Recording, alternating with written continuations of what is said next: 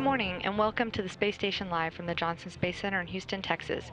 We're here in the Space Station Flight Control Room where the team is monitoring the International Space Station, all systems performing well, and on board, their crew activities likewise going smoothly. The team is being led by Flight Director Greg Whitney today, who's overseeing the team and operations this morning. The Flight Director is closely supported by the Capcom, shown here in red, and serving in that role today is astronaut Serena Anand. While the on-orbit activities are going smoothly on the ground, the countdown is continuing for today's scheduled launch of the European Space Agency's Albert Einstein Automated Transfer Vehicle cargo ship. Perched atop a 168-foot-high Ariane 5 rocket on a launch pad in Kourou, French Guiana, the Albert Einstein is poised to lift off at 4:52 p.m. Central Time, 6:52 p.m. Kourou time, at an instant launch window to deliver 7.3 tons of cargo to the Expedition 36 crew on the space station. The cargo includes more than 5,000 pounds of dry cargo, experiment hardware and supplies, as well as nearly 2,000 pounds of propellant for transfer to the Zvezda service module.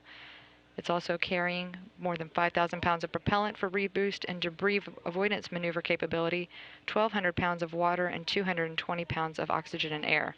The ATV is scheduled to dock to the aft port of Zvezda on June 15th, 4 days after the departure of the Russian Space Station Progress 51 cargo ship that arrived on April 26th. Our coverage of that launch this afternoon will begin at 4:15 p.m. Central Time on NASA TV. In space, the Expedition 36 crew is at work and already in the afternoon of their crew day. The crew, including its three newest crew members, NASA astronauts Karen Nyberg, Chris Cassidy, and European Space Agency astronaut Luca Parmitano, and Russian cosmonauts Alexander Masurkin, Fyodor Yurchikhin, and Pavel Vinogradov serving as commander. One of the major activities today is the various exams as part of the ocular health study, which will collect data about the health and condition of various crew members' eyesight and vision. Both Karen Nyberg and Luca Parmitano are the test subjects for that study today and have several hours dedicated to the various science runs. They'll be assisted by astronaut Chris Cassidy for some of that work, including the viable experiment, the ocular health fundoscope and tonometry. We'll have more information on that later this hour. Chris Cassidy's work also included evaluation and monitoring of the viable experiment and exercise sessions. Karen Nyberg is also participating in the Pro-K nutritional experiment, as well as a private medical conference and handover time with Chris Cassidy. Her counterpart, European Space Agency astronaut Luca Parmitano, again joining for some of the ocular health research work, but also has some familiarization time on board the complex. Their Russian counterparts, Pavel Vinogradov, Alexander Masurkin, and Fyodor Yurchikhin, will be working in the Russian segment. They're working on maintenance work of the urine tank and the Rodnik water tanks, as well as fan cleaning of the mini research module and coolant system maintenance. Once the crew members have wrapped up their afternoon activities, they'll have a end-of-day daily planning conference shortly after 2 p.m. Central Time. They have off-duty time for evening meal, personal time, and a few end-of-day tasks and data collections before their scheduled crew sleep at 4:30 p.m. Central Time.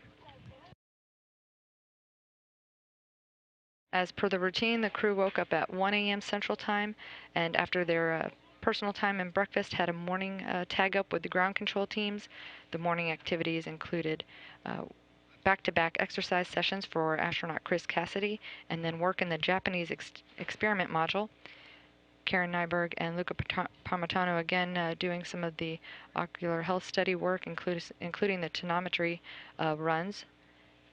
Their counterparts again, Pavel Vinogradov, Masurkin, and Yurchikhin, again continuing with some Russian experiment work as well as maintenance, including the cleaning of the FGB filters and continued work with the BAR experiment, which studies methods and instruments for detecting the location of an air leak from one of the station's modules. Again, that brings us to the early afternoon of the crew day. All the crew activities as well as the vehicle performing well, and the spacecraft just making its way over the southern tip of South Africa.